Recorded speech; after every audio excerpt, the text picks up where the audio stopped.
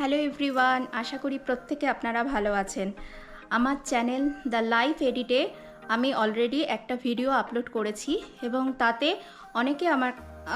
অনেকে বলেছেন একটা ছোট্ট করে ইন্ট্রো ভিডিও বানাতে। তার জন্য আমি ভিডিওটা করছি, খুব ছোট্ট একটা ভিডিও।